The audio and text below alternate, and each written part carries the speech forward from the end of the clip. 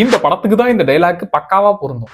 எனக்கு சாவ பயத்தை காட்டிட்டாங்க பாருமா, அவங்களுக்கு சாவ காமிச்சிடணும். இந்த படம் பார்த்தவங்க 5 பார்ட்டையும் முழுசா முடிச்சவங்க கிட்டத்தட்ட தெனாலி கமலாவே மாறிடுவாங்க. எனக்கு எல்லாம் பயமயம்.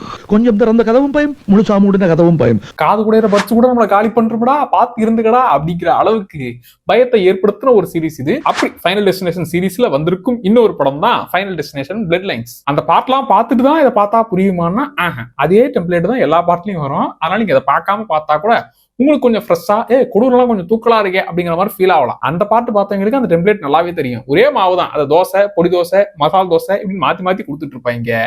மெயின் கேரக்டருக்கு நடக்க போற அசம்பாவிதம் அவங்க மட்டும் முன்கூட்டியே ஹெச்டி பிரிண்ட்ல பாத்துருவாங்க. இப்ப சந்திரமுகி நம்ம சரவணன் எப்படி சீட் பண்ணாரோ அந்த மாதிரி நம்ம டெத்தையே சீட் பண்ணிடலாம் அப்படிங்கிற மாதிரி கொஞ்சம் பேரை காப்பாத்தனா, அடியே நான் ஸ்கெட்ச் போட்டு மேப் போட்டு ஆளுங்களை காலி பண்ண பார்த்தா நீங்க அப்படியே சேஃபா கூட்டு போயிடுவீங்களா? விட மாட்டேன்டி, விடவே மாட்டேன். எல்லாத்தையும் தேடி வந்து காலி பண்றதுதான் ஒரே டெம்ப்ளேட். சோ அததான் ஒரு பார்ட்லயும் இருக்கும். அப்படி இல்ல அந்த ஓப்பனிங் சம்பவம், ஏன்னா எல்லா பார்ட்லயும் ஸ்பெஷலானது அந்த ஓப்பனிங் சம்பவம் தான். ஒன்னு ஃபிளைட்ல, இன்னொன்னு ஹைவேல, அடுத்து ரோலர் கோஸ்டர்லன்னு விதவிதமா ட்ரீட் பண்ணுவாங்களா. அப்படி இதுலயுமே அந்த ஓப்பனிங் சீக்வன்ஸ் பயங்கரமா இருந்துச்சு. அந்த மொமெண்ட்ல அப்படியே கட்டி போட்டு உட்கார வச்சிருவாங்க. அதுக்கப்புறம் வீட்டுல ஒரு சீக்வன்ஸ் வரும். அந்த சீக்வன்ஸ்ல எல்லாரும் ஃபன் பண்ணிட்டு இருப்பாங்க. ஏய் அந்த பொருள் அங்க வைக்காத, அந்த பொருளை ஏண்டி அங்க வைக்கிற, ஐயோ போன பார்ட்லாம் நீ பாத்தியா இல்லையா, எப்படிலாம் காலி பண்ணு தெரியுமான்னு நமக்கு இங்க டென்ஷனை ஏத்தி விட்டு அப்புறம் தீர்த்து கட்டுவானுங்க.